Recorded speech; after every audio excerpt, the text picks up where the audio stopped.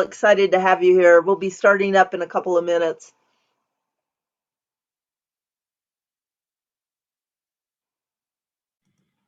So Mary, how are you feeling? You had your second vaccine shot and sounded like it was a little rough, but it looks like you're feeling better. I'm 100% this morning. Yeah, the last couple of days were definitely rough. The first day I had the shot, I didn't even notice the first shot until the second day, but the first day I was down 5 hours later and down for about 18 hours of just total fatigue. So they say that means it's working. Well, congratulations. That's excellent having that second shot. Yeah. Did the state website contact you then? Yeah. Yeah. How'd that come? Text? It came text and email. And for the first shot, it came about 8 hours before the appointment. Well, congrats. Thanks. The second shot got rescheduled 4 times. So they're definitely, doing their best to get it out there. But Where did you go? La Clinica in Tierra Amarilla. Ah, that answers a big question for me because there's 5 of them, including Embudo. And I think that may be the first time they've gotten vaccine to Las Clínicas.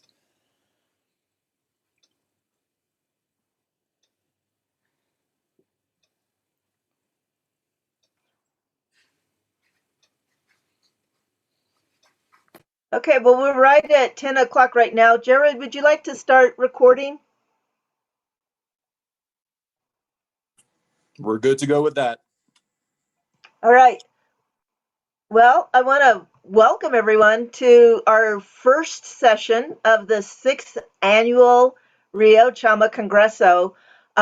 Rather than go around the room for invites, we're inviting you to put in your name and your hometown and what your interests are that bring you to this Congreso session. This is our 6th annual Congreso, and it is our first Congreso that is virtual. And we decided to not give up the fact that Congreso has always been a day long or 2 days long and make it too short. But we know that sitting at a computer is just terribly difficult on most of us. So we broke it into 4 sessions this year. And this is our first session, and we'll also be back on Tuesday, March 2nd, and Wednesday, March 10th. And both of those weekday sessions will start at noon for videos and start at 1 for the sessions. And then today is Saturday, and March 13th will be a Saturday, and we're starting at 10, of course, and then we'll have bonus videos around 12:15. So that's what the schedule looks like. We really miss not being with you in person at Ghost Ranch, and we look forward to us being able to do that again. I wanted to review a little bit of our history of Congreso. This is our 6th annual, and our theme this year is Uniting Our Watershed. We had a theme last year on recreation, the year before on infrastructure, the year before that on fire and water, and then conflict and cooperation. And of course, our first Congreso, which built the foundation, was back in 2016. I want to say that on with us today is Steve Harris, and Steve is like the father of Rio Chama Congreso. This is his brainchild, and we're all just super happy to be putting this together. But I also want to point out that this is, oh boy, trying to get my slides to go forward. There we go. That this is the annual meeting of the San Juan Chama Watershed Partnership. So what the partnership is it is anyone who shows up because you're here, you're a part of the partnership. It is a partnership of local, county, state, tribal, federal governments, of non-government organizations, and of individuals. And so we come together to support a watershed for a healthy ecosystem, a vibrant community, and sustainable communities. And this is focused on the people who live and depend on this watershed. So let me check, make sure I covered everything I want to cover. Oh, I do want to talk a little bit about our next 4 sessions. Today, our focus is on the uplands, on the stewardship of the uplands. But on Tuesday, we'll be focusing on our rivers. And on Wednesday, the 10th, we'll be focusing on our next generation. And then we'll be wrapping up Congreso in 2 weeks on a Saturday, looking toward the future and what we can be doing. I also want to point out, I went over the themes today that we've had for Congreso. One of our goals for Congreso this year is to get your input on the theme for next year. So when we get to next Saturday, after Saturday, 2 weeks from now, we'll be asking for you to help us identify what the 7th annual Congreso theme will be. And then you'll be able to find the notes for all of our past Congresos on our Congreso website. And also, because this is a virtual event, we'll be able to record these 4 sessions, and then they will be available on that website as well.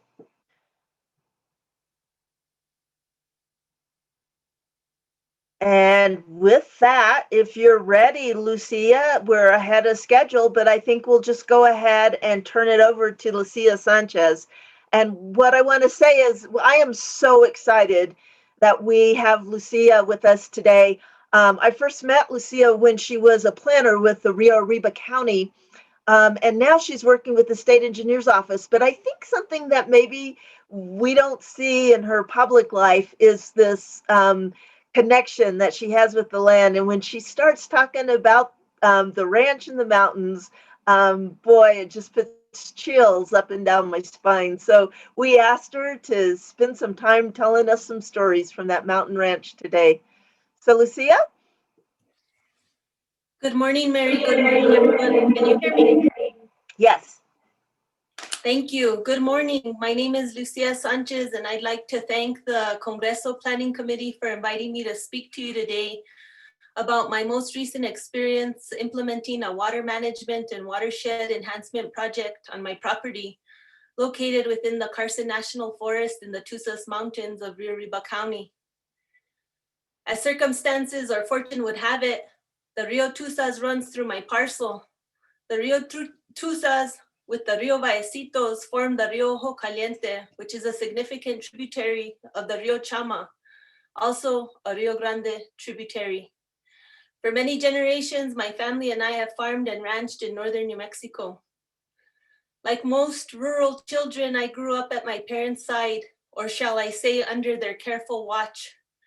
Daily life and summer vacations from school were much different than that of friends and cousins who grew up in big cities like Santa Fe or Albuquerque. Desires for skateboards, video games, movie tickets, or visits to the mall were far from my consciousness. My wish list consisted of new tack for my horse, a new fishing rod or pole, or maybe even a .22 rifle to enjoy at the ranch. While my urban counterparts longed for Disneyland vacations, my little brother and I longed for camping trips with family and friends to the ranch in Tusas. Now, don't get me wrong, going to the ranch wasn't all fun and games. We worked hard fixing fence, gathering wood, cleaning acequia. But when there was free time, my father would teach us about animals and plants, some medicinal, some noxious, and those important to wildlife and livestock. As we played and ran in the meadows, splashed and played in the stream, fished, observed the wildlife such as birds, deer, elk, porcupines, rabbits, and even bears, we grew to appreciate the beauty and freedom that hard work afforded us. I bring this up to put into context why and how watershed management and forest health management went hand in hand with the customs, culture, and economy of our daily lives. I want to make it clear that I'm not here today to give you the answers to forest and watershed health issues in northern New Mexico. Rather, I'd like to share with you some insight and give you some direction on what's worked for me. This information, my story, the story of my father, and the stories of those who came before us serve as a baseline for you to forge your own path and make a positive impact on the landscape. My late dear father was a lifelong champion of conservation. A successful farmer and rancher, he understood the value of soil health, animal husbandry, water management, and forest and watershed health. For well over 40 years, my father understood the value of networking and education. He understood the value of community engagement and participated in community meetings and workshops like this one today when the opportunities presented themselves.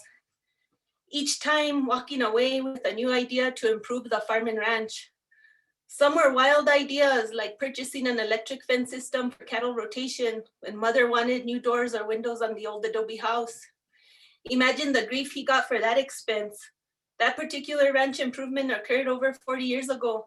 And imagine we still have the system that runs on a small solar panel and a backup 12-volt battery. Imagine in the early 1980s, we were solar when solar wasn't cool, especially with mama. The United States Natural Resource Conservation Service is of paramount importance to ranchers and farmers in the region like my father, who aim to improve soil health, vegetation, and earn a living on the land while raising a family. It's important to note that the New Mexico Soil and Water Conservation Districts were formed in part for the purpose of controlling and preventing soil erosion, preventing floodwater and sediment damage, and ultimately conserving and developing the natural resources of the state. Thus, soil and water conservation districts have authority to implement watershed restoration. The Southwest Forest Health and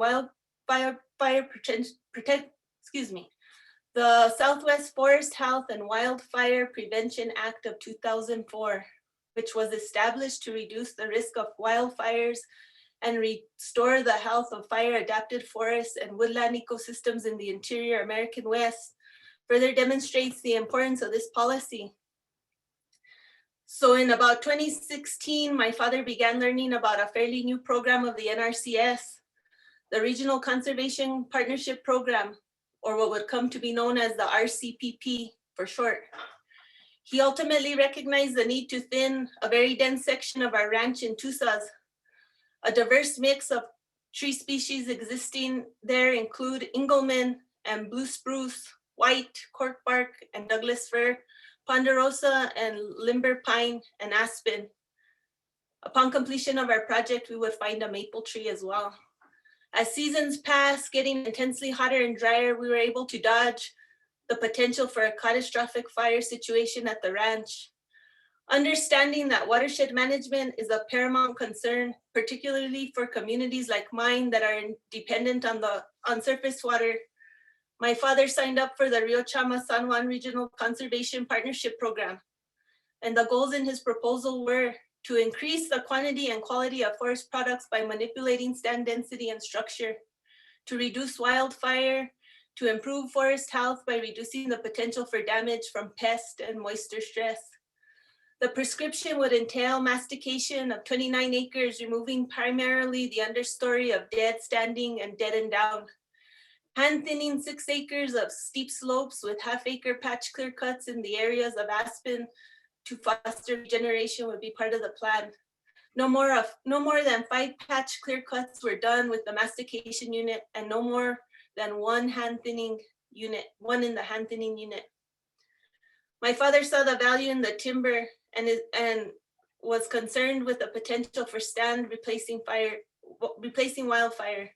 He understood that thinning from below would increase the quality and quantity of forest products by reducing the stand density. Thinning would also increase available nutrients and water to the remaining healthy trees. In addition, half-acre patch cuts would be implemented where aspens were present to help foster the regeneration. 10 variable plots were measured with random placement along 2,500-foot long transects. That was conducted by Joe Carrillo, Timber Management Officer with New Mexico State Forestry in the Chama District. Everything was on track, a long time dream to thin the family property was about to become a reality. Tragically, all the planning and preparation over the course of 2016 and 2017 for the project would come to a pause as my father passed away suddenly in the winter of 2018. At this time, I was professionally tasked with developing the 2018 State Water Plan, but more about that plan in a minute.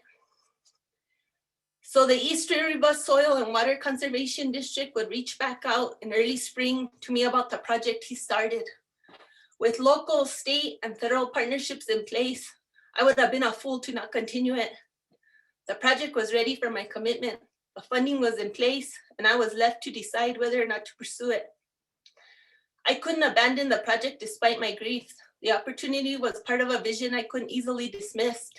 East Rio Chama Soil and Water Conservation District, Energy, Minerals, and Natural Resources, State Forestry, the Water Trust Board, and the Carson National Forest were all collaborators.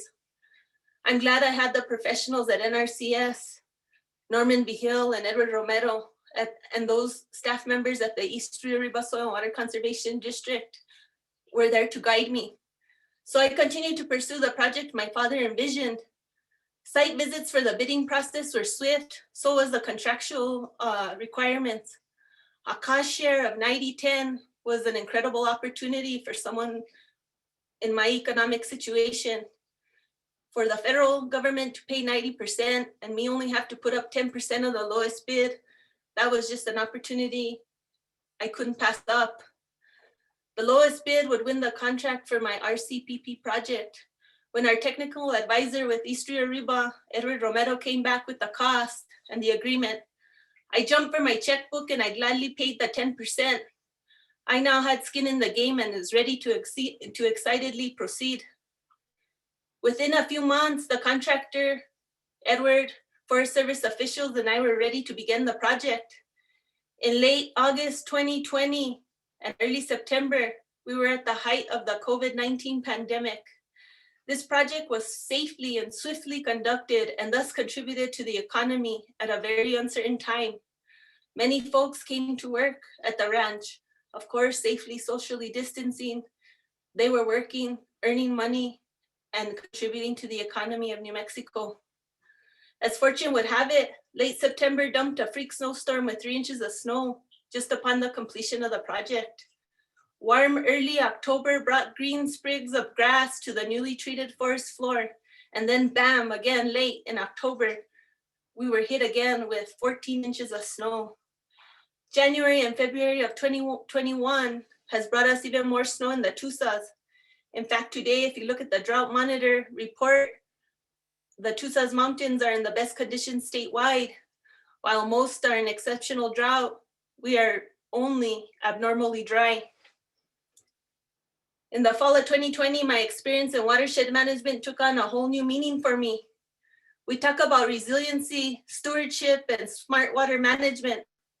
Thanks to the collaborations, the visions of my father, and the included activities we often talk about, promote, or visualize at workshops and conferences like these ones, we have been successful on the landscape. We know that when we thin dense forests to reduce the threat of catastrophic fires and subsequent debris flow and improve the resilience of riparian areas to reduce erosion, store water, and improve habitat, we are practicing textbook watershed management. Practicing, not just talking about it. In my life's experience, watershed management also involves management of wildlife and livestock. The most successful RCPP projects share 4 common characteristics. They innovate, they leverage additional contributions, they offer impactful solutions, and they engage an active and effective partnership. I'd be remiss if I failed to mention the State Water Plan Act and how that plan says we shall promote river riparian and watershed restoration that focuses on protecting water supply, improving water quality, and complying with Federal Endangered Species Act mandates. I'm proud to say I'm someone who has and is implementing many of the watershed management goals identified in the 2018 State Water Plan. My RCPP thinning project, no doubt, has reduced the risk of catastrophic fire reduced intensity of runoff from flood flows, reduced erosion and stream incision has protected adjacent groundwater, restored and maintained hydrology to enhance floodplain connection and dissipation of flood energy associated with river banks, and improved ecosystem benefits such as in-stream flow. Enhanced economic benefits to a healthy river system, has protected wildlife, has improved endangered species, has improved the habitat and the ecosystem health, has protected human health and natural resources. Many of the communities downstream of me include the villages of La Madera, Vallecitos, Ojo Caliente, some of the communities that don't often get the attention or the resources they need. Protecting their water quality is just as important as protecting that of those of the big cities. No doubt our project increased ground cover, and I expect the spring to be very fruitful with new grasses and a mosaic of native vegetation to enhance habitat, livestock, and human enjoyment.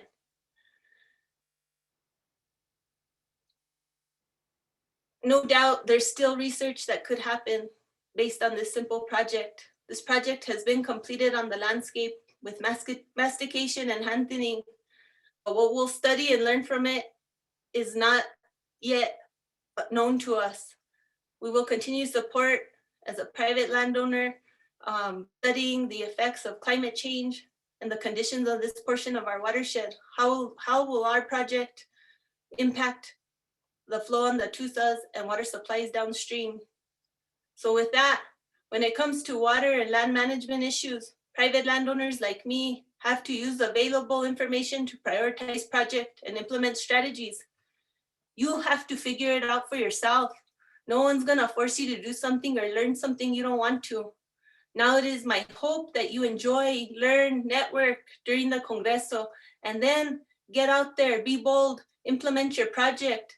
I look forward to sharing with you next year a video of my project. I photographed and flew a drone throughout this process.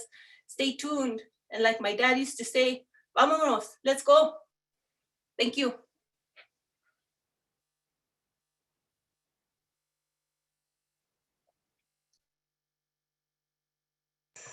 So thank you, Lucia, and what a beautiful story. I'm so sorry about your dad. We just really wish we'd finished that project while he was still with us. So, but thank you so much for sharing. So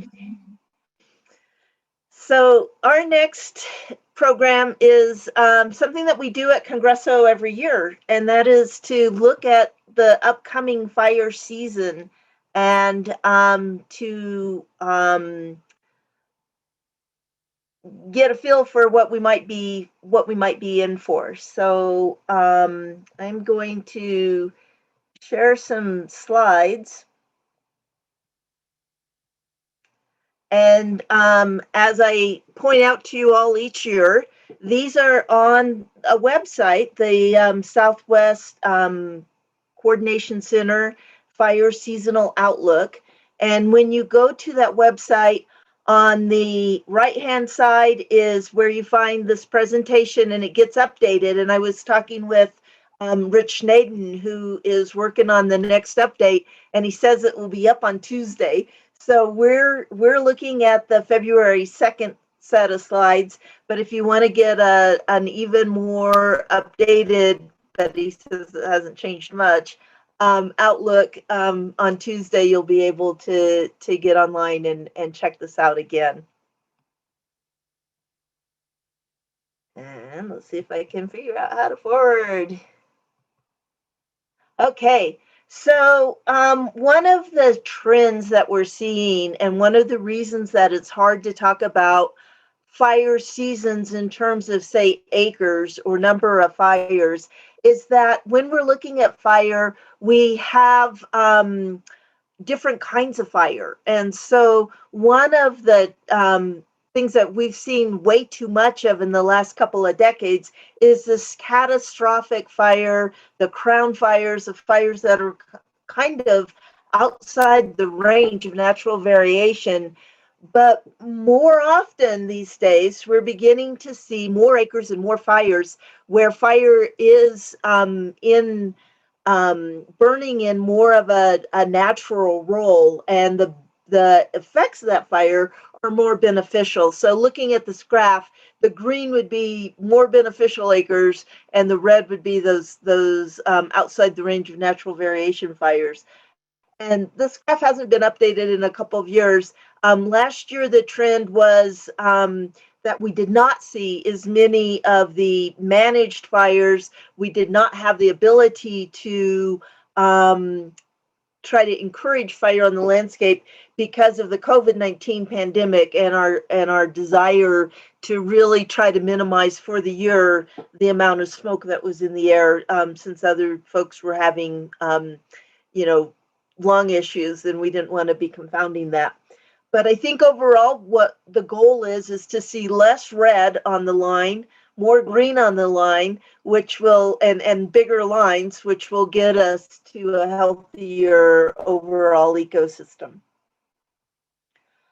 So when we look each year at our seasonal output, there are these 5 factors that come into concern to help tell us what we're going to be expecting. One would be long-term drought. The other is our fine fuel condition, and this is made up of both how dry the fuels are, but mostly how much fuel is out there. So we always joke that our fire management officers are able to see gloom and doom everywhere when it comes to fire, because if it happens to be wet, then we're growing grass, and they see grass, big tall grass, as the fuel of the future. We also look at the seasonal temperature and precipitation, and then the early summer, spring weather patterns. And then, of course, for us here in the Southwest, the monsoon generally indicates the end of our fire season.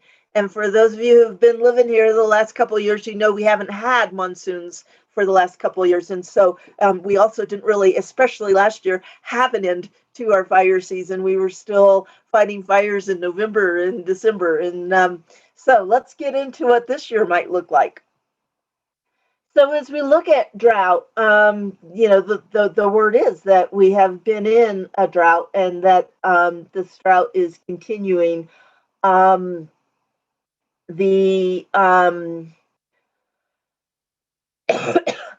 the long-term trend has been that we have really seen some of the driest conditions. However, up here in the northern Chama Basin, we're actually at our normal snowpack or snowfall for this year, even though a lot of our winter days have been quite warm and we've had a lot of sublimation. We may not have the snowpack, but we've had the snowfall. Our fine fuels, because it has been so dry, we generally have not had the big fuel loadings of fine fuels from last year. And so the general thought is that it's normal to below normal in terms of fuels. And then one of the weather patterns that is really influencing this is what is known as La Nina. And so we have been in La Nina conditions, and we are looking at La Nina conditions lightening up for the spring and then possibly coming back. And this is something that they're calling the double dip La Nina. And looking at our seasonal temperature and precipitation patterns, I love that up there in northern New Mexico, we see a nice little purple circle. You know, there's another one down in the Gila. But the big picture for the state is that it's been much warmer and drier than normal overall. And as far as temperatures go, we're not too far off. You know, not a lot of red there, but not any red there, but definitely a little bit warmer than usual. And in the past 30 days, we have picked up some good green on our temperatures, and then our purple areas are expanding as well for precip. The ERC values are a indication of how likely a fire is to start, given an ignition. And we map these out each year. This is for 4 different areas. You can go online to this website, to the Southwest, and find some ERC charts for our area. But generally, we're still so early in the season that these charts aren't really giving us an indication, other than it does look good, that lately the ERCs have been really low. What we do look at this time of year is snowpack. And so here are some of the snowpack graphs as you guys have looked at these things over the last many years. Last year, 2018, we saw all of our snowpacks in the red. And so here we are. And again, the best part of the state is our home area in the San Juan Mountains. And for some of the temperature anomalies, we're basically looking at warmer and drier. Always the kinds of things that give us a heads up when we talk about the upcoming fire season.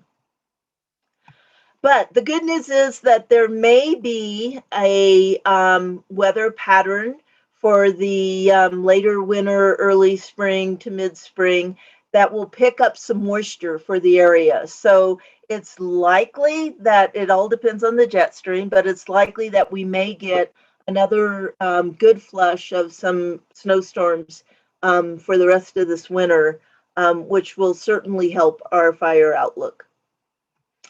And then the really good news in this year's fire season is that we're expecting a monsoon. You know, who knew that that would be, you know, usually we talk about, well, when is that monsoon going to come? And it always comes. But now it's like we will have a monsoon, and that's pretty exciting. Again, it's early in the year to predicting exactly when that monsoon will come in. But the concept right now is that the monsoon should be here either on time or a little bit early. And you can see from this map, this is sort of showing the average date for the end of the large fire season or the beginning of the monsoons. And you'll see that in the southern part, southeastern part of the state, the monsoons can come in mid-June. And by the time they get up to us, it's usually right after the 4th of July. So the bottom line is that we have this up and down pattern throughout the spring with generally dry conditions, resulting in an earlier than normal start to a large fire season. And on a national level, for the next 4 months, you can see how New Mexico is has the potential for fire, but our area is not showing up yet. And usually we see our fires around May, June, July. And so I want to encourage you guys to keep checking this website. I think we've stuck the website in the chat, and if we haven't, we'll make sure we do. And just there you go. Any questions? So we're running a bit ahead of schedule, but Sam, are you able to jump right in now? I am here and ready. All right. So our next speaker is Sam Fernald, who's with the New Mexico Water Resource. Okay, you're gonna have to do that for me. But we're real excited because he's been part of a group that has put out a new book on the acequias in the Southwest. And so we've asked him to come and share that with us. Okay, how many minutes, when would you like me to finish? Well, since we are ahead of time, you can have more time. We're planning to start our panel at 11:55. If you get done before that, we'll just go ahead and go into the panel before that. Okay, wonderful. So I'm going to try to share my screen. We'll see if this works.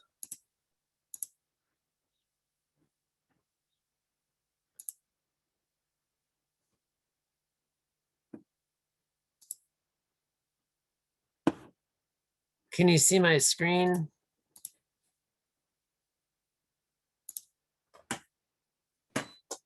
We see you. We see it. Great. So there's a few things going on this slide. Number one, I'm from New Mexico State University. I'm a professor of watershed management, also director of the New Mexico Water Resources Research Institute. And we're presenting a book, which I put in the chat earlier, and I'll put the link in again when I'm done. But there are a lot of co-authors who worked over 10 years and more on research related to acequia irrigation systems. And the idea here is that basically, Lucia and Mary asked if I could tell people this book is out here, and I'm going to give a few slides in the meantime to describe what clues to a balanced water future we've discovered. So just a quick check. So Mary, can you hear me okay? And can you see the slide? We've gotcha. All right. So first of all, just cutting to the chase here. And I don't know how to move my Zoom thing, my little Zoom thing, so I can't see the titles on my slides. But anyway, here are the conclusions. Groundwater pumping is not used to offset surface water shortages. These are things that are done in northern New Mexico, acequia country, that are great for surface and groundwater sustainability. They're in balance, which I'll describe. The community organization includes not just the structures, but the management. The surface water recharges groundwater, and that groundwater returns to the river and maintains river flow. And water shortages are shared with repartimiento, and the acequia systems maintain this agricultural landscape footprint even during dry times, so it can be irrigated in wet times. And there's this level of support from outside to maintain agricultural activities, and this sense of place, this mutualism, keeps people in the community on the land. So basically, I'm going to describe this book that I mentioned and some of the studies we've done to show this. And if you were here for the Acequia Congreso, you've seen this, so apologize for the repeat on that. Basically, if you look from space, you'll see that in New Mexico, groundwater is depleted in southeast New Mexico, where it's red here in this picture, and where there's a mass of water lost to the atmosphere you can see from space. And the reason for that is that's fossil water. It's not recharged by river water.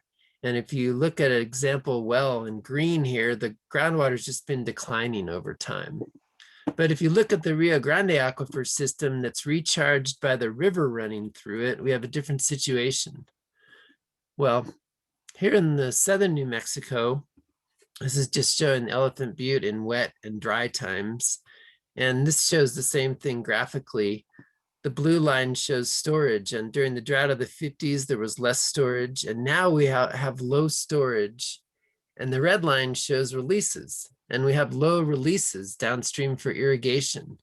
And this is what happens, and this is one of our first clues, is that in southern New Mexico, when farmers don't have enough surface water, they're allowed to change their point of diversion to groundwater. And we're starting to see that groundwater is dropping. And what happens? Well, there's an example from Tucson of the river drying up because the groundwater's been pumped down in Tucson, Arizona. But here's the great thing in northern New Mexico. If you look to the Espanola Basin, or this is just one field study we have, but it's emblematic of the northern part of the state. We have, instead of dropping groundwater, as we see in El Paso, which pumped a lot of groundwater starting in the 50s, or the Mesilla Basin, which is starting to see some pressures after 2002. In northern New Mexico, we have equilibrium between surface water and groundwater, and that's really important. And part of that's due to these acequia systems. The ribbons of green we see along the rivers and streams of northern New Mexico are irrigated by acequia systems. And I think you all know what an acequia is, a little irrigation ditch, but it's also this community association. So I have highlighted in green all these clues you'll notice as we go along. Going really quickly, happy to follow up on this individually or in any group in the future. But for now, just kind of running through some of these main points that we're discovering with our research. This is Keto Ortiz back in 2008 published this study showing the encroachment of residential areas into agricultural corridors. And actually, thanks to some of the policies in Rio Arriba, this has been somewhat limited, but it's a pressure on acequias. But there's all these potential benefits. And we heard way back in 2001 that acequias are good because the recharge, the water that flows in the ditch and the fields recharges the groundwater and has all these benefits, riparian vegetation, water quality protection, aquifer recharge. So we set out to conduct studies on this topic. And I just have 3 points here: acequia hydrology, persistence through drought, and coupled natural and human systems. First of all, in terms of acequia hydrology, this is just a picture of the Nueve Acequias region of around Alcalde. And we looked at all the different components. I don't have time to go through this entire approach, but we found that it's really important. This is really neat. You can see this are measurements of groundwater on the bottom here. And the top is the soil surface, where it says the I, those are the irrigation events. And you can actually see the water going below. The blue is the bottom of the rooting zone. And both with field measurements and with modeling, we see this water, it goes below the rooting zone of the plants. It goes down and it recharges the groundwater. And you can actually see these little spikes where the groundwater is recharged from surface water. So we got some numbers on this with field studies, how much that is. We put together our water budget showing where all the water goes when you divert it into an acequia. And we found that 33%, 12% ditch seepage, 21% field percolation, like I just described, goes back to the groundwater. And then that actually goes back to the river. So here's some example. You can see the groundwater during the irrigation season, it's elevated. This shows water level on the x-axis, on the y-axis, and time on the x-axis. But then after you turn off the ditch, you get the groundwater falling back down, and that's because that water is flowing out and back into the river. So this is a little hard to see, but in the reach of the Rio Grande below Embudo station and above the Chama, during the irrigation season, there's less flow downstream. That's the green. But after the irrigation season, there's no tributaries, but we see more flow downstream. And that's because all that water is flowing back into the river underground. Another clue to sustainability. So people, like we already heard, this is such an important region in northern New Mexico for flow in the entire Rio Grande downstream. And we're expecting, this shows stream flow on the y-axis over time in 1 year. We're expecting it to be earlier and diminished in volume. And we're already seeing that happen. I think I heard Dagmar on the call, and she was an author of a study showing we're expecting reduced stream flow. And the acequias can actually, by putting water underground, delay that spring runoff. Instead of running straight downstream, it gets put underground and flows back into the river later in the year when people need it. So let's see, how am I doing on time, Mary? Can I keep going? Yes, you sure can. We have about another 12 minutes. Wonderful. So persistence through drought, people have probably seen this. It's pretty amazing to look at a reconstruction of precipitation using tree rings. And there's been really big droughts in the past. This is the drought of the 50s here, where it's below this long-term average. And you can go back in time and, in the 1600s, there was a big drought back in the 400s. So in the scope of history, the droughts we've been facing recently even pale in comparison to these so-called mega droughts. But how do the acequias survive? Well, One of the ways is repartimiento. This is a great picture of Cuchilla from Jose Rivera, and you can see that at high flow, the water is evenly distributed to two different ditches, but at low flow, the same thing's happening. There's even allocation to two separate acequias. And this is amazing because it counter to New Mexico water law, which states that priority and time shall give the better rate. This sharing of water within acequias allows all the ditches to have some irrigation. That's really important. We can see here, this is the Rio Hondo system in Taos Valley, and in a dry year above, there's a less, the green shows the intent, that's normalized difference vegetation index, and it shows the intensity of vegetation. And the thing that happens is even when there's less irrigated water for irrigation, the footprint is maintained. And then in wet years, the acequias can expand and irrigate more with a higher total productivity. This is very important. The last part of this is looking at the coupled systems. It's not just hydrology. People are the key driver in many of these systems. And we looked at a study including El Rito, Alcalde, and Valdez. And this is ongoing, actually.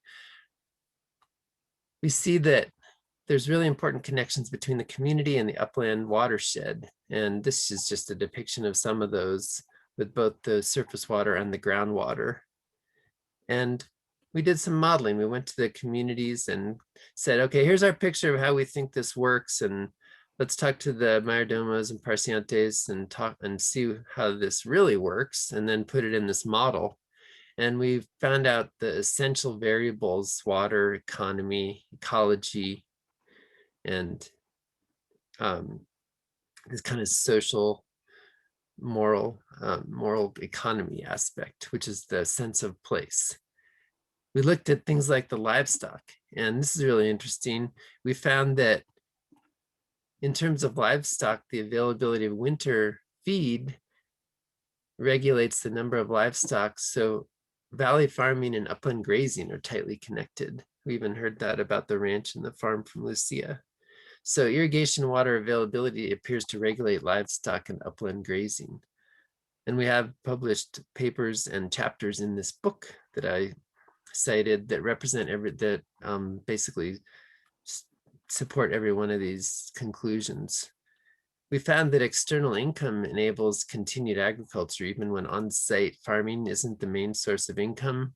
People care so much about this lifestyle, they'll use outside income to bolster it.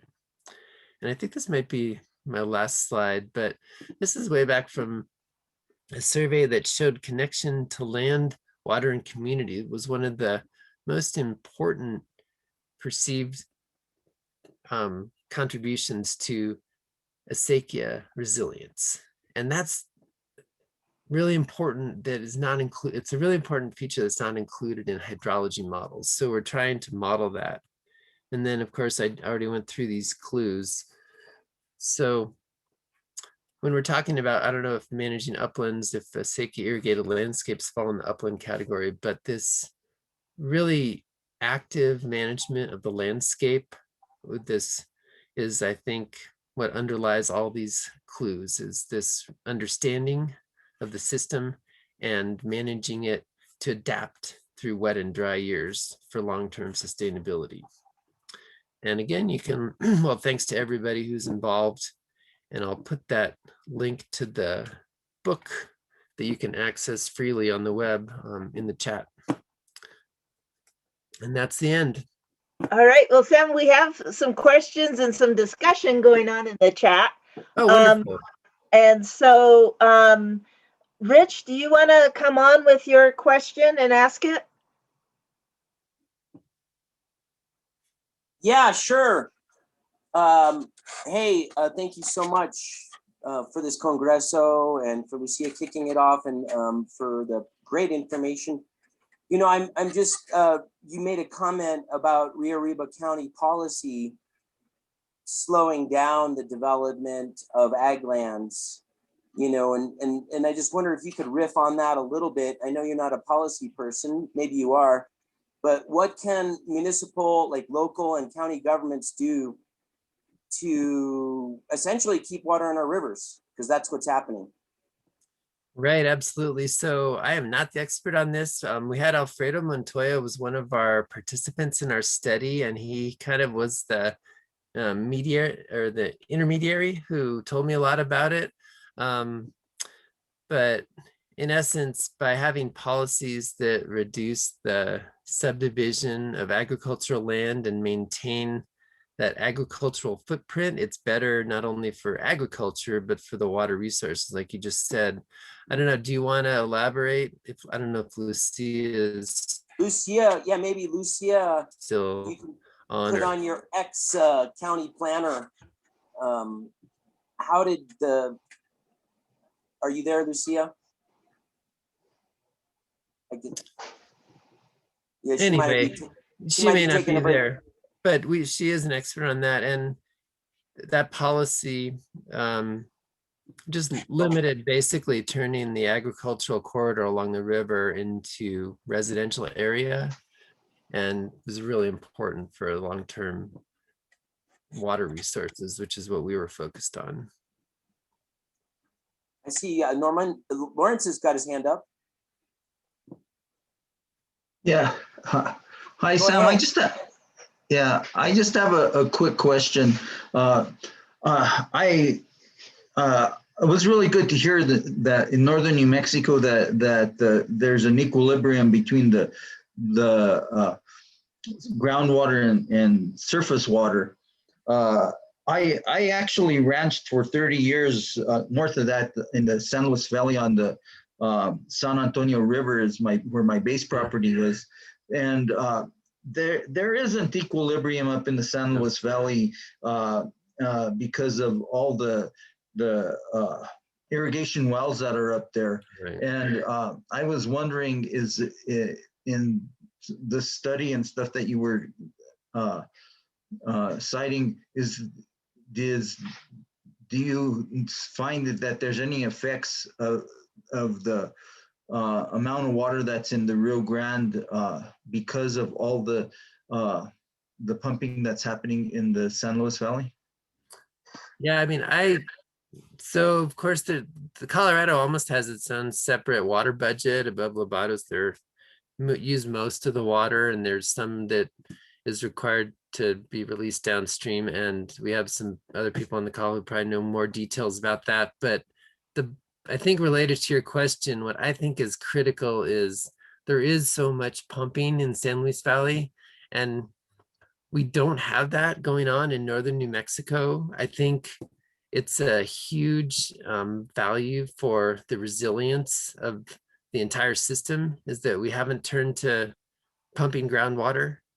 And I think it's sort of a bit of a warning that we need to, if we start pumping a lot more groundwater to supplement surface water when it's not available, that would be a major change in all aspects of the system and really disrupt the water budgets the way they're working now. So I know there's a lot of policy and water rates and other things involved, but we need to be really careful about turning to supplemental groundwater pumping.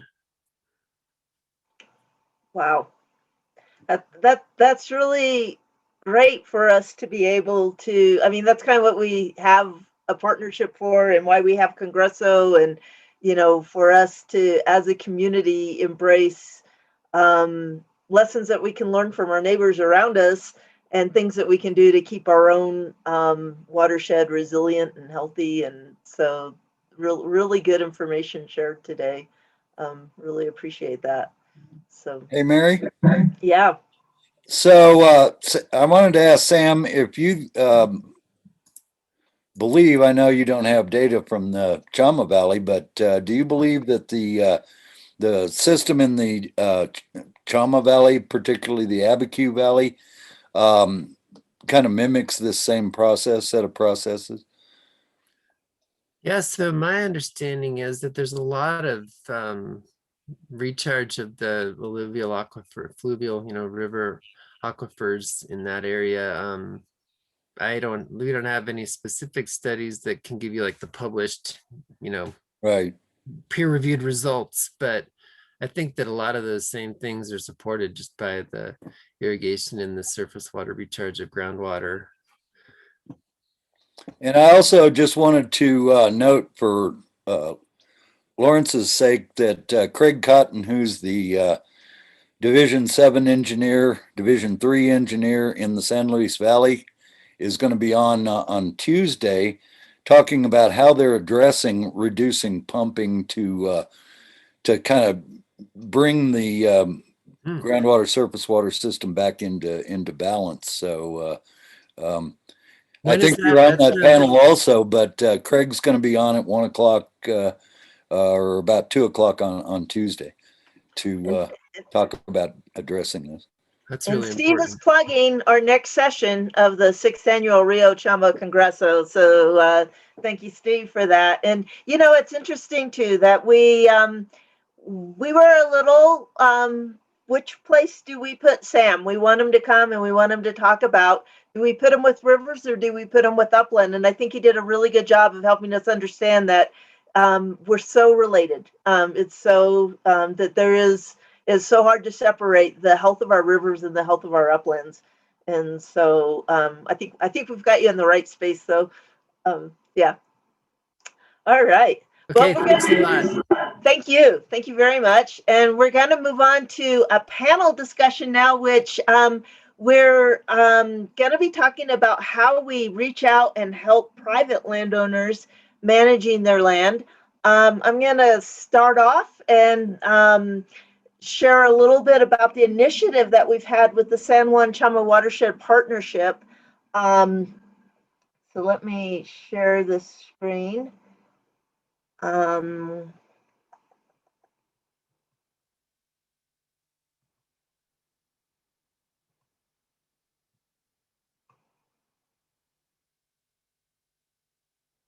always fun to get the right screen shared. And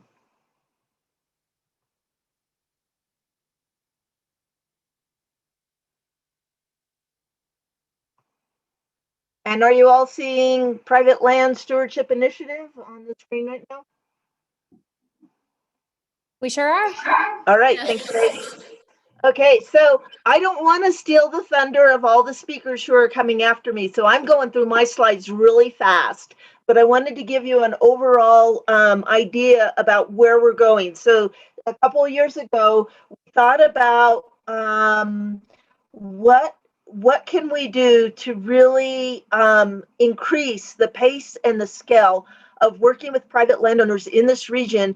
If you'll think about it, our forest is owned more by private landowners than by Forest Service or federal land. We also have tribal land and other things, but when you put the private landowners in a group together, private land is a significant part of our watershed. And so we wanted to come up with a way of really being proud of all the land management going on private lands. And so this initiative, all right, come on. Let's see if I can, there we go.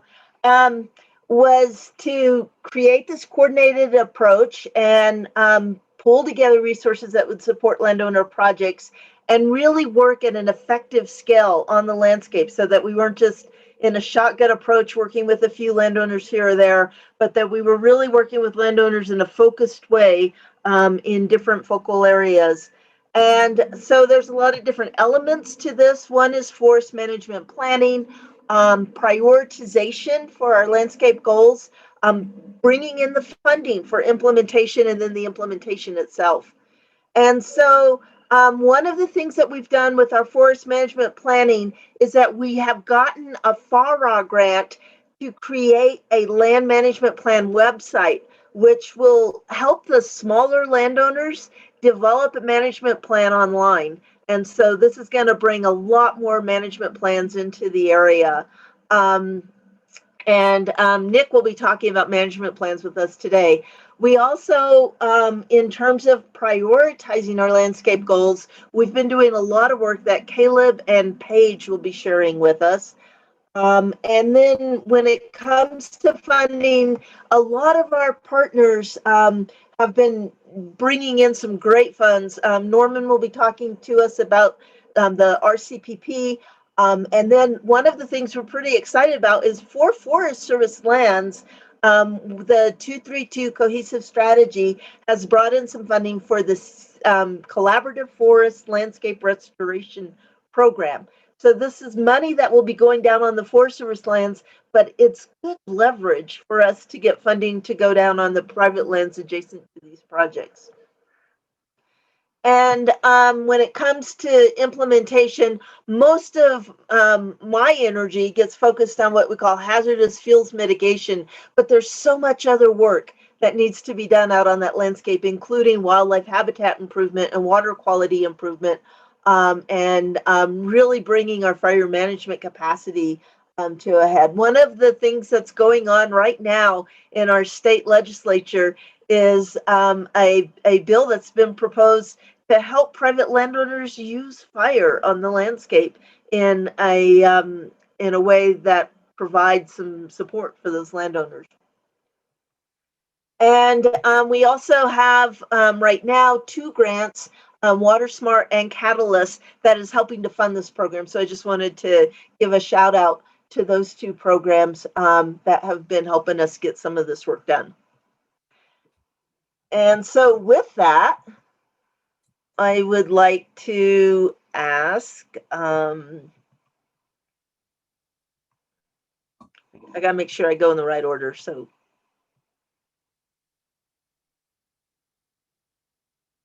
Caleb to go next. So Caleb, if you could start sharing your screen. Betcha. Give me 1 second here. Hopefully this all works. Can you all hear me okay? Yes, you sound good. Okay.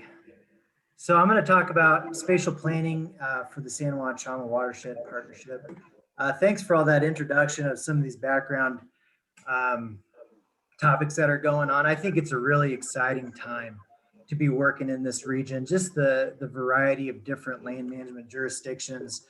My organization, the Chama Peak Land Alliance, we work almost exclusively on private lands. We're a landowner-led organization. There's a lot of private lands in this region. It's just an exciting time. There's a lot going on. And so I'll do a brief talk about how I came to be involved in this project here for spatial planning. So as part of CPLA, we help out the San Juan Chama Watershed Partnership administratively. So we receive some grant funding to define geographic priority areas. And so that's kind of how I came into this project. We are looking for a grant deliverable, but there's a lot of stuff that Mary mentioned that's going on at the same time. And so we had to tie into all these other efforts. So we have New Mexico State Forestry, we have the Forest Service working on these sort of shared stewardship priorities, trying to define priority areas throughout the state. Mary was the lead author on this recent New Mexico Forest Action Plan. And this was a big 10-year forest plan that helped just all kinds of spatial information, looking at like wildfire risk and risk to different resources such as water, biodiversity. And so that has just been completed this last year. And so we wanted to tie into all of that information coming out of that plan.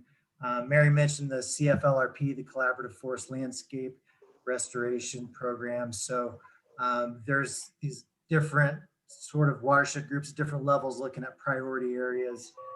And then we have like the RCPP and New Mexico State Forestry, just doing all kinds of great work on the landscape. So we wanted to tie in on all these different levels. So I have a lot of slides here, so I'm going to try to click through them pretty quick. Okay, so one of the first things when we started looking at trying to define priority areas, it became really challenging because we're working in a landscape that's really big. It's in the neighborhood of 2 million acres, more or less. It's hard to prioritize things, and it varies depending on what value you're looking at. Are we looking at water values, or risk to biodiversity, or risk to communities? So we didn't want to define priority areas. We like the term focal areas. So these are based on sub-watersheds And importantly, they're also based on restoration narratives. We wanted these to be flexible and adaptable. We wanted to kind of start somewhere and then be able to have people kind of take them and run with them, or be able to move them around as needed. What do we want to accomplish with these focal areas? We want to help collect and share narratives around restoration. We want to help connect stakeholders and create synergy. We want this to be useful for planning and prioritization of treatments. And most importantly, I think we want to help initiate action and help partners apply for funding. So here's what we got. And this is kind of a rough draft, and we're open for feedback, and we hope to be soliciting feedback. But these are essentially, I think, about a dozen different areas. Some of them are kind of political, like there's a Brazos Fire Department, which is a kind of a political area. There is the San Juan Chama Project source watersheds, which are upstream of the diversions, but pretty much everything else is based on combinations of HUC 12, HUC 10 watersheds. I'll come back to that map later on. Meanwhile, we have the U.S. Forest Service, who has been thinking a lot about priorities. So they have, the Carson and the Santa Fe has came up with 5-year priority areas in this region. So that's important to know what our partners at the Forest Service are doing. Here, I'm going to click through some slides, and I'm going to go through pretty quick. I'm not going to spend too much time on them. That's kind of a different discussion, but we wanted to utilize all this information coming out of the Forest Action Plan. So for this presentation, I picked a few interesting values that were mapped, and I can show how we're using them. So these colors here, these are different HUC 12 watersheds. The darker the color, the greater the risk to a certain value. So this shows risk to communities. And so the darker areas, there's a greater risk to probably wildfire to communities.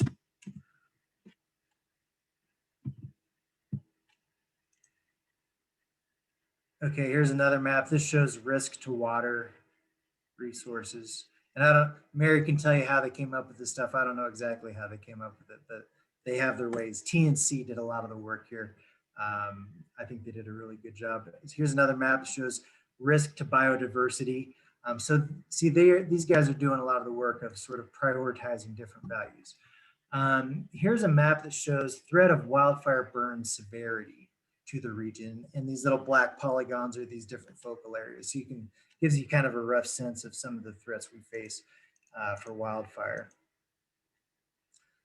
Here is a map showing important watersheds for irrigators, risk of wildfire. I don't know exactly what irrigators they're talking about there, but that's what they came up with. This stuff can be very helpful if someone's applying for a grant that's focused on a certain value. This shows threat of post-fire flood production. This map shows threat of post-fire erosion. So if you're working in a certain area, I think these are just really helpful mapping products that New Mexico State Forestry and TNC have come up with. I'm going to briefly click through an example. I'm going to take one of these focal areas and show how we're using some of this data. So here's the Upper Chama focal area. So the village of Chama is kind of right about in the middle of that thing. And first of all, you see one of the challenges that we deal with is working across state lines. But you can see there how we have information for New Mexico. The map on the left shows risk to communities. And so we can pin, if we wanted to apply for a grant that we wanted to protect communities or community values, we might want to use this information to help guide where we work. This also there's another map here that shows risk to water. This is what it looks like for threat of wildfire burn severity, post-fire flood production index. And I recently applied for a grant in the last couple of months where I was plugging this stuff in, and I was using narratives that came from these spatial products when I was applying for that grant. Here's a map that shows water diversions, critical source areas. Here's another map that shows acequias and domestic water sources. And so if I were applying for like a water protection grant, I think this information would be really helpful. Okay, and then we have metadata. So for each of these focal areas, we have this big spreadsheet going, and Paige has really been doing a lot of the work for filling in this spreadsheet and providing information. But we want to know for each of these focal areas, as much as possible, we want to know who's working there, what are they doing, what are some of the restoration narratives, some of the project goals coming out of here. Are there funding? What sort of funding sources are happening? What sort of different nonprofit partners are engaged, and what are they doing in these focal areas? And so we still have a lot of work to do, and we hope to do a lot more outreach to be able to fill in this information. But we think that it can be pretty useful. For example, in the Upper Chama, if I'm applying for a grant, it's helpful to talk about who all is working there. For planning purposes, it's good to coordinate with different folks. So Paige might expand on this a little bit. I think she's up after me. Here, I'm going to end on this map again. And I think I've probably gone over my 5 minutes, but yeah, Mary, is there anything else you want to add, or No, you've gone over your 5 minutes. No, it was great. Thank you.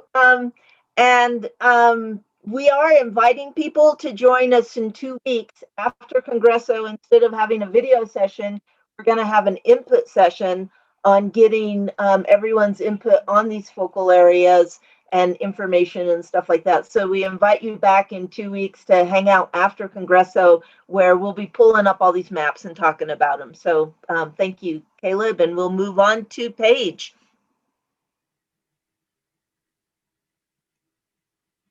Hey there, let me just share my screen. Oh, it's giving me a little bit of an issue. Give me just 1 second. Sorry, Mary.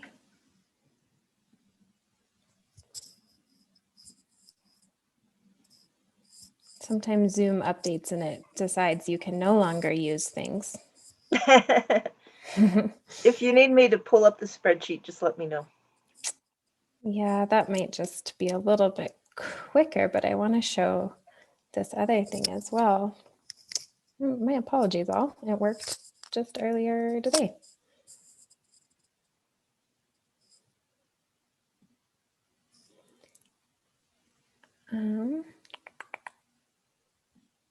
And I might not have the most recent version. The one I have is dated February 9th. That'll work for today's purposes. Okay. Do you want me to go ahead and start sharing it? Oh, you know what? This is going to let me do it in just 30 seconds. So Okay. I should be fine. Apologies all again. But I'll be super fast. I'll get us back on time.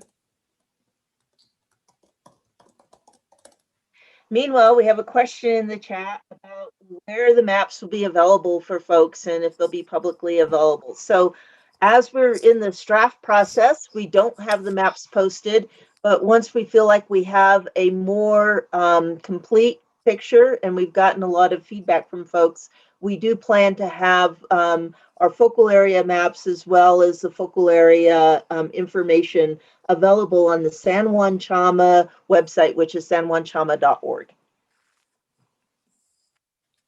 You know, Mary, I said that and it's not letting me. I'm so sorry. Okay, well, let me see if I can go ahead and share the spreadsheet, and then you can tell us where we're going with it. Yeah. In the meantime, Mary, while you're doing that, I can just give some background. And again, apologies that I don't have access to share my presentation. But I did, just want to say, to Caleb's point, and he talked about, priority area versus focal area. And we've really been thinking about this at 4 different scales. And so, as he mentioned, the New Mexico State Forest Action Planning efforts, and then Mary mentioned kind of the 232 and the CFLR. So that bigger footprint that extends up into Colorado and down to Santa Fe, that's being considered a priority area by sort of shared stewardship efforts in New Mexico and on the Colorado side. And so for the San Juan Chama partnership that's nested in that, and the San Juan Headwaters Forest Health Partnership, we're really looking to those local local place-based collaboratives to tell us, what within this big priority area, how do we start to kind of hone in and decide, where else do we want to be focusing? And so, we're using this effort that's being developed at the San Juan Chama Watershed Partnership level to inform focal area development across that whole big landscape. So a little bit, just kind of broadly speaking, that priority area, that largest scale is, as Caleb mentioned, kind of millions of acres. And then we've been talking about focal areas as more like, a couple 100,000 acres. So again, we're not going to work on that big of a scale, but by zooming in on that scale, we start to identify lots of partners and give ourselves lots of options to leverage funding.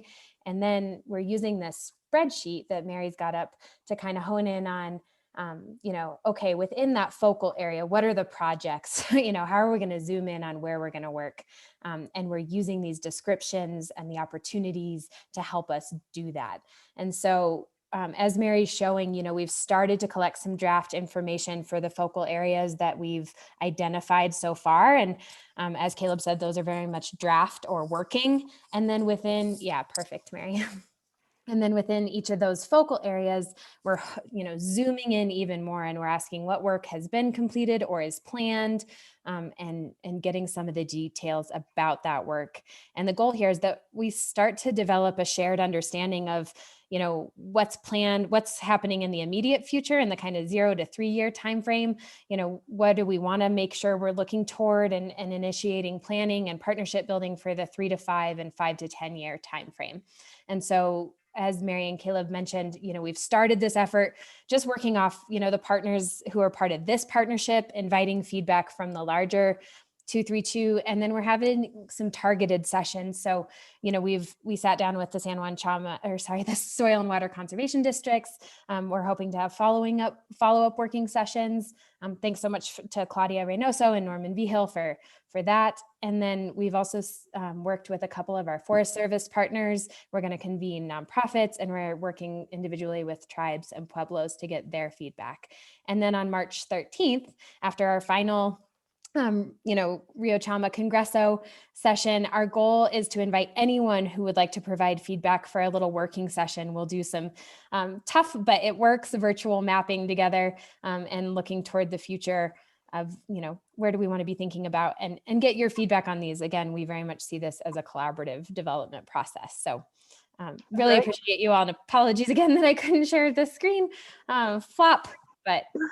Well, thank you very much, Paige, and I think it all worked out. So we're going to move on to talk a little bit about forest landscape forest planning. So Nick, if you want to go ahead and start screen sharing.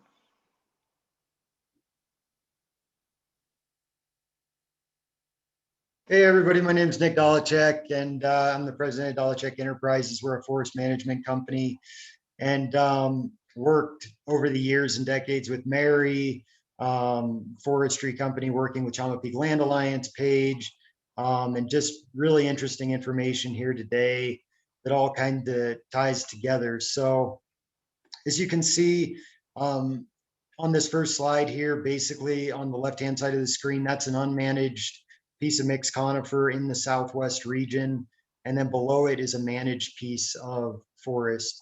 And so to get to that stage, you want to have a plan in place that's strategic and based on information and data. So you're not just kind of willy-nilly going through things, and you're strategic about how you're implementing them. And so the reasons to have a management plan: attaining the desired future outcome for your property. Usually it's a healthy forest ecosystem, watershed fire protection, timber production, enhanced wildlife habitat, including graze for elk, deer, turkey, other species. And basically, you want a plan that over a certain time horizon spells out what you're going to do. So it's strategic, and it will achieve the desired future outcome for your property that you want as best as can be attained with the natural ecosystem and how things move and shift. But the other reason to have a forest management plan, besides being strategic about what takes place on the ground, is the fiscal benefits, the financial benefits to it. And as everyone here's talked about today, There's a lot of programs through state forestry, CPLA, and RCS that are based on, and a lot of other partners as well, that are based on conservation and ecological restoration. So they can either be administered by outside third parties or by the landowner. But to be eligible for those programs, a unifying theme, especially in the Southwest, is that you have to have a forest management plan, and that plan has to have been approved and accepted by the district state forester. So it's a plan that's based on data and sound science and best management practice implementation. So downstream users are, aren't, and constituents aren't affected by what you're doing upstream, so to speak. What it takes to build one of those plans is a desire from the landowner, first and foremost, to enhance, restore, and promote a healthy ecosystem on their property. Identification of the land and the acreage to be placed in the plan with goals for the plan and implementation schedules, usually on a 10-year period. There's different types of planning documents for conservation easements, which we won't really get into, but multi-resource plans that may have 100-year time horizons and things like that. But typically for a forest management plan, it's a 10-year time horizon. Inventories of the forests and associated fuel loading, soils, water, plant, and animal habitats, and other resources. Those inventories need to attain a certain level of statistical accuracy so the data can be leaned on. And that's a real important thing for these plans, is that they're not just desires that a landowner wants, but they're based and rooted in sound science. So the land is best managed. And then from the inventory of the property, prescription should be written in the plan, usually for what resource management is needed based on best management practices to achieve the goals of the landowner and the plan. And also so the ecosystem is benefited. And then once you have all these planning things in place, then you start looking at exactly what Paige was just talking about, and Caleb and Mary, being strategic. So, here's an example of, a treatment area that was based on a forest management plan, and the prevailing fire direction was coming from the southwest. So we put in this huge fire break through mastication to protect the river below, and to ensure that we could stop a fire, put a fire break in there, and that it would be strategic. And below you can see post-treatment mastication, some of the machinery involved, and then long-term monitoring, with drones and other methods to ensure that things are being done right. So quick summation, forest management plans are a great tool for landowners to systematically manage and enhance their properties while achieving the best ecological outcome. And here's a book linked below that we've just finished publishing that kind of outlines a lot of these fiscal drivers and opportunities for landowners, but also some prescription-based things. And so landowners can kind of have a better understanding about how to go to start managing property, and then who to reach out to potentially put those things in place. And here's all of our contact information below if you ever want to reach out to someone to manage your forest. Thanks, guys. All right, thank you, Nick. So, and as I mentioned, we're hoping to be putting together a landscape forest management plan, which will be an appropriate thing for small landowners with smaller properties, to help get more forest management plans out there and more landowners eligible for this type of funding. Our next speaker, and Nick, if you can stop sharing your screen, is going to be Norman Vigil. And Norman has been working with the East Rio Arriba SWCD on the Rio Arriba San Juan RCPP, and he is also the chair of the Upper Chama SWCD. So Norman, if we can. Can you hear me? We can, yes. Okay, can you see me? We can see you. All right, great. You're backlit though, yeah. All right, well, good to hear from all of those folks so far. It's been excellent presentations. If you lose me during this process, my internet speed here is one speed faster than Pony Express, so I'll try to get back on as soon as you lose me. All right. Yeah, I want to just, it was excellent presentation by Lucia and sharing her family history. I started my career back the pre-dinosaur era, 1975, with with their dad and worked with the Soil Conservation Service. But that's a long time ago. Some of you folks are much younger than that. Anyway, I also want to thank Sam. Sam, that's an excellent presentation. And I spent a lot of my retired time working with the SECIAS throughout the state and soliciting funding. So a lot of that information you have can really help me support a lot of the requests that we make throughout the state for SECIAS. And we've been successful so far with some of that information that was been provided through Alcalde. But stuff that you had is really excellent. I hope to visit with you in person one of these days when we get past this COVID. And so just to go on along with RCPP and the Rio Chama San Juan, finally, and this is finally, we started our implementation last fall, early fall. We started with some mastication through on the Bosque down in the Espanola, Abiquiu area. And then we moved on to some work on the upper watershed, and that's our target. That's our focus area is the upper watershed. Get some treatment on there. And we've had some challenges. A lot of it was the trying to go through the procurement process that we have to aspire to, and finally got all that through, and we got some thinning and some mastication done on the upper watershed. I think we treated over 800 acres through all the partners, whether that be the RCPP, the Water Trust Board, the NFL. There's just a lot of good work being done. And most of the work and our priority has been the upper watershed. I think most 60% of the funding that we obtain is going to be spent on the upper watershed, and then 25% on grazing lands, and then about 15% on irrigated stuff. So the upper watershed treatment has started. We're excited. We're excited from with all the partners and when we're going into the future. We're also excited from the Upper Chama Water Conservation District hired a district manager, Claudia Reynoso, and she's been working now a little bit over half a year, and we're glad to have her on board, and hope that you'll see her face more so than you'll see mine or the board's face. But so far, we're headed in the right direction. We're in the implementation process, and hope that as we move forward, that we have other opportunities to work with all the partners and get some work done on the ground. And that's our focus, getting conservation work on the ground. So, and just to answer some of the questions that was on there earlier, there was a question about what the local governments can do. And I think that the soil and water conservation districts play a major role in that. They have land use plans in place, and they're tied to the Rio Arriba County's land use plan. So that's a start.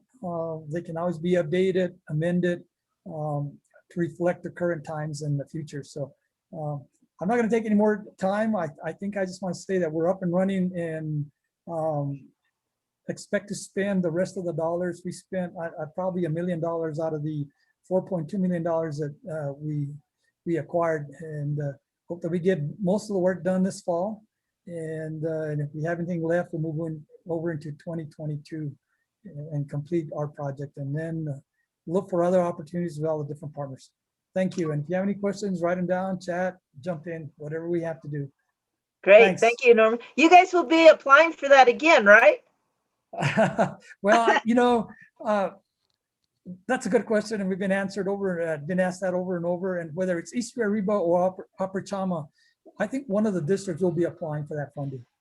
That's great. It's wonderful when we can bring these, $1 million projects to the region, and especially when we have $1 million projects coming in on Forest Service lands. This is the type of money that can really help leverage our effectiveness on a landscape scale. So yes, and one key thing for everyone that's listening is that the RCPP, at least from the East Rio Arribas and the Rio Chama San Juan, our implementation can be either on private or federal land, state lands.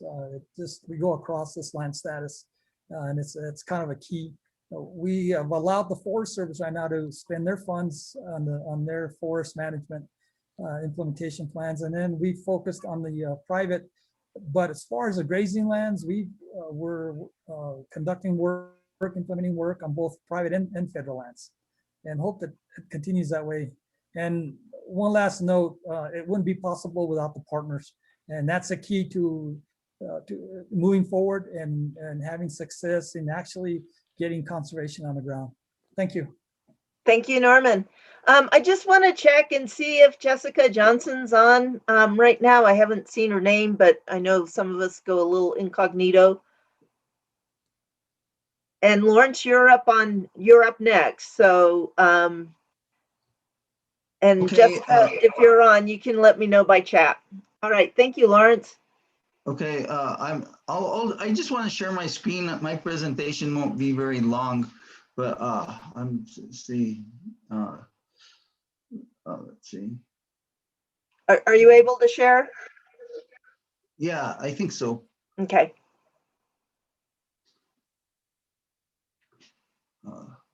Can Yes, you we're seeing see it. anything yet? We are. We're seeing on horseback, the vision, the mission. Okay, I'm just going to give you everybody a little bit of understanding of what we do here at Western Landowners Alliance, and we don't do a whole lot of work on projects or putting things on the ground. But what we do work on a lot is through with in policy and in different different things like that, and basically our mission and let me give you a little history of Western Landowners Alliance. Western Landowners Alliance came into existence in 2012, and so we're a really young organization, but we've been able to give a voice to landowners both at the state and federal level for a lot of years. We're a West-wide organization, so it's not we don't just work here in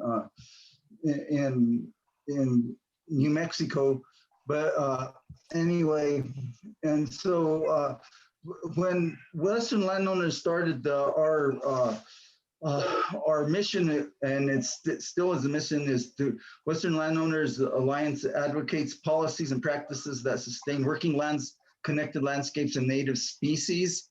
And we do that through different, like I mentioned, we work on different policies. And so one policy that we've been working with, especially with the New Mexico Association of Conservation Districts, is trying to set up New Mexico Ag and Natural Resource Trust Fund, which would be what the idea behind that is to make put a fund together that would be a permanent fund here in New Mexico to basically help with the matching funds needed to put conservation work on the ground, and basically, like Norman was talking to about with the RCPP program and other farm bill programs, because sometimes the biggest issue that we have is to try and put some of these get this grant money to put projects on the ground is to get the federal match. And the New Mexico Ag and Natural Trust Fund bill that we've been trying to put together the last couple of years is modeled after a trust fund that they have in Wyoming. And the thing that's happened over there is that by having a fund, they've been able to not just match the federal money, but they're averaging between $5 and $6 for every dollar that they put into their trust fund. They've been getting $5 to $6 matching funds, either through federal or state or other private partnerships. So that's kind of one of the things that we were doing. And the other thing that we work on policy is we're, I just want to mention a couple of things. I'm on some Zoom conferences. and I can't come until they're done, so it'll probably be around 2. Yes. Anyway, Okay, thank you. there's a couple of issues that we're working on right now today, and I know a lot of you probably familiar with maybe the non-insurance disaster relief program NAP, and there were some issues this summer because of the drought where there was the government didn't want to pay out in the amount that they were told they would because of the drought, and then after they actually decided to pay out for drought, it's come to everybody's attention that they're trying to make it where it's illegal to pay out for drought because of this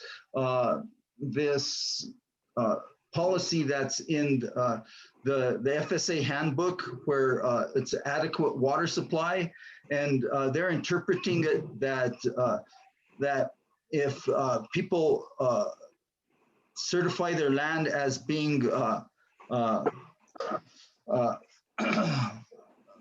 irrigated land, that they're certifying that they have an adequate water supply, and so they're saying that, like, especially on the acequias and anybody that certifies their land as irrigated, that means they're going to have an adequate water supply even if there's a drought, and that it shouldn't pay out during a drought.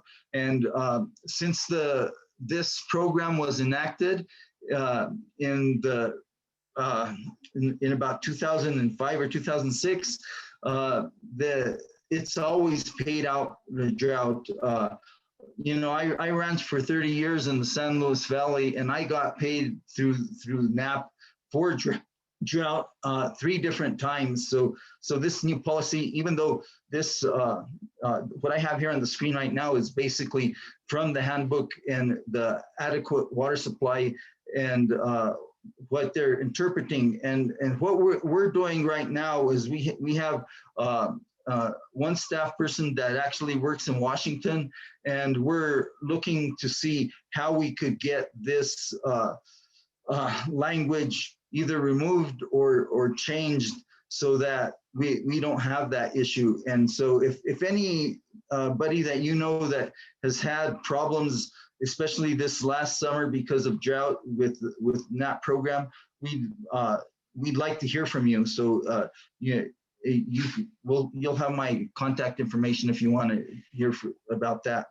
The other things we've done with Farm Bill programs is like the Grassland CRP program and the CSP program. Both of those programs were very few people would apply for them here in the western part of the United States, but it's mostly Midwestern programs. But the CSP program, the Conservation Stewardship Program through NRCS, has received a lot of signups here in New Mexico since the 2018 Farm Bill was implemented. And one of the reasons is that was made eligible on public lands too. So if you have a permit either on Forest Service or BLM or like that, then it's possible to get paid through the CSP program on your permits also. And the Grassland CRP, also there was some changes in the 2018 Farm Bill that made it more accessible to farmers and ranchers here in the West, and WLA helped to facilitate those changes. And so that, however, one of the issues that, even though that it made it more attractive here in the West, is that it would help with if you have conflict with, say, endangered species, animals that are in the Endangered Species Act, like the New Mexico jumping mouse or or if they're not even listed, but like the lesser prairie chicken, it is easier to get approved for grassland CRP. And right now, that and regular CRP have the deadlines have been extended. So, you know, if you might have some issues, you might want to contact your FSA office or NRCS office to see if those might, you know, benefit you. So Lawrence, another will you be able to wrap up here? Because we need to move on to our breakout groups. Yes. Okay. Let me just say two other things that we're working on, and is the threat that came up in December about the E+ program. We're working on that to try and make sure that the landowners aren't hurt and taken elk tags taken away. And another one is we're also doing a joint cooperative monitoring pilot projects that we're working on in the Carson, in the Tres Piedras and El Rito Ranger districts that we're in the process of trying to get those worked out. So anyway, if anybody wants to get on and learn more about Western Landowners Alliance, you can just go to Western Landowners Alliance, westernlandowners.org, and you can get a lot of information there. Great, thank you. I'll stop there. Thanks a lot. Really appreciate it. And if you could stop sharing your screen. Okay.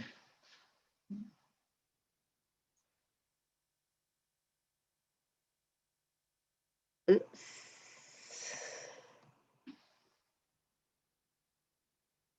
And so our next step is that we're going to, actually, let me see what's going on here.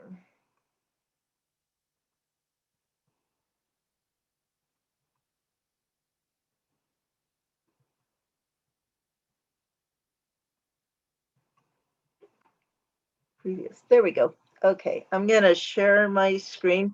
Our next step is that we're going to go into breakout groups. And what I'd like to do is I'd like to change our schedule a little bit because we're running late. And instead of having us give a breakout report when you come back, that when you come back, be prepared to put one thing into the chat that was a good insight that you found. And so let me see if I can share. I apologize for this. For some reason, there we go. We're primarily doing breakouts because it's one thing that we really miss about being at Ghost Ranch and about being with each other is a chance to visit with each other. So if your breakout group does nothing but share who you are and visit and get something, some good information passed, that's okay. We're asking, though, that these are some questions that you can think about in the breakout. And the breakouts will be kind of random. So, you know, we're not really putting people together other than just hitting the button. But what additional support do you think landowners need? What kind of projects are landowners interested in getting support on? And then what should be the role of the San Juan Chama Watershed Partnership? And that doesn't have to just be for landowners, but for any part of the activities that are going on in our watershed. So Jared, if you can do the magic and take us to breakout rooms, we're going to have 15 minutes. We'll come back about 11:56 to wrap up, and that's when we want you to be prepared to just dump some stuff in the chat about what you found remarkable in the breakout chat.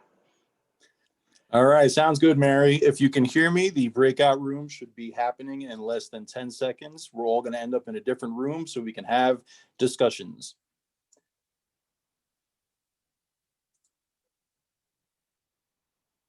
Take us away, Jared.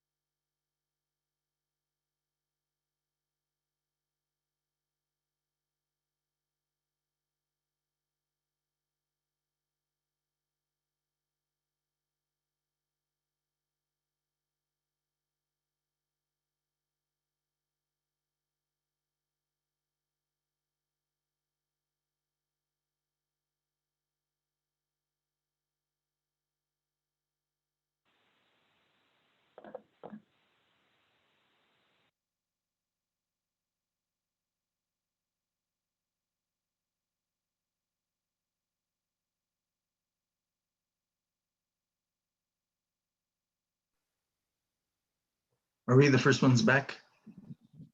We are back. Hi, And, Lawrence. Hi, Ben. This is really fun. Yeah. Ooh, Hi, they're all Angie. deep. They're all deep in thought. Did you see my note in the chat, Lawrence? I didn't, but I'll look right now and I'll get it.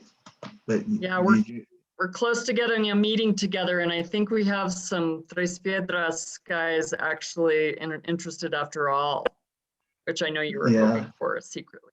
Yeah, and I had a long talk with Nick the other day.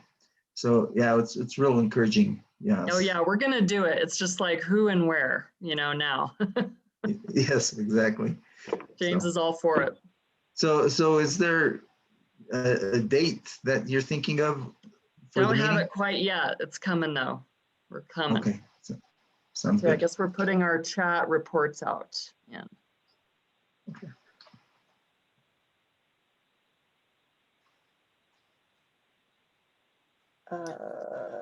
So Mary, as folks are leaving the chat and putting their chat reports in the chat, feel free to take on hosting or reading, and I'm going to go ahead and put in my groups right now.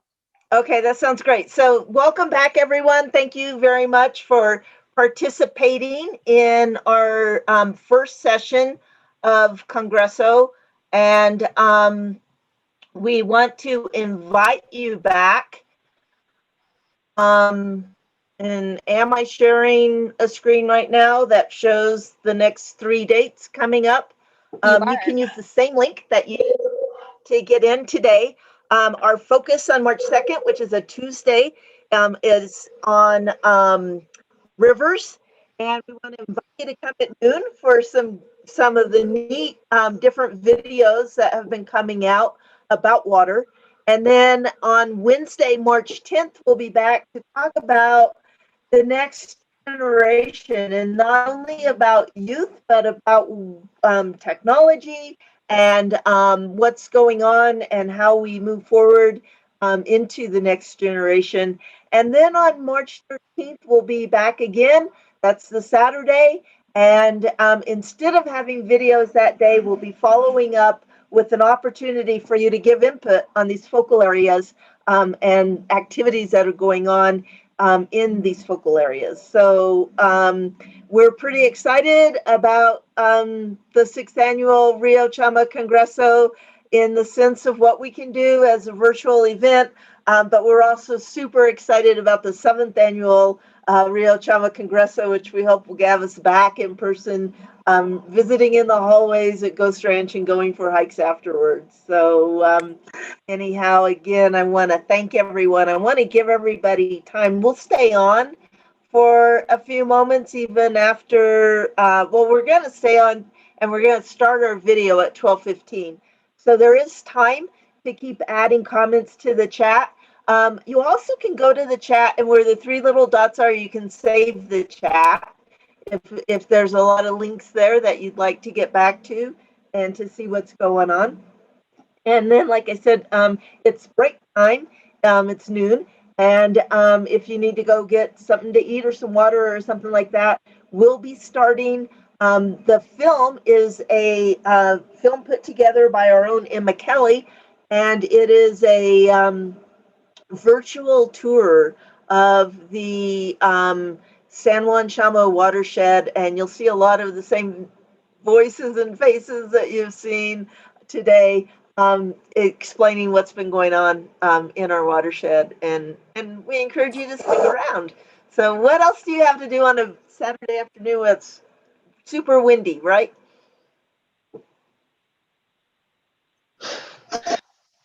Springtime.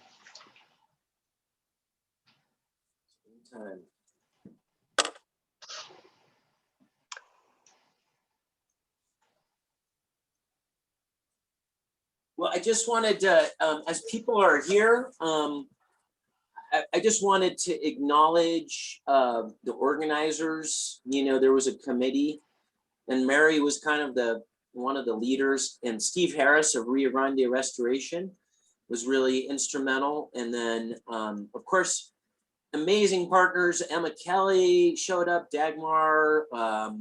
I can't even, we're not gonna be able to name everybody. Paige, Toner Mitchell, Travis, Lawrence dropped in. Lawrence, This is a real crowdsourced. Lucia dropped in.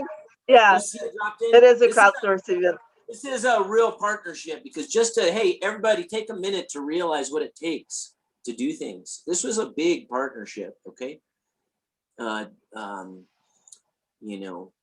Yeah, so let's just celebrate. We made this happen. We started with 34 people on the call at 10 a.m. The maxed out at 42 people we had, and now we had 20, we have 20 people. We just had 22. So people are tailing off, but yeah, I thank you everybody for showing up. And Jared, this is a reminder to stop recording.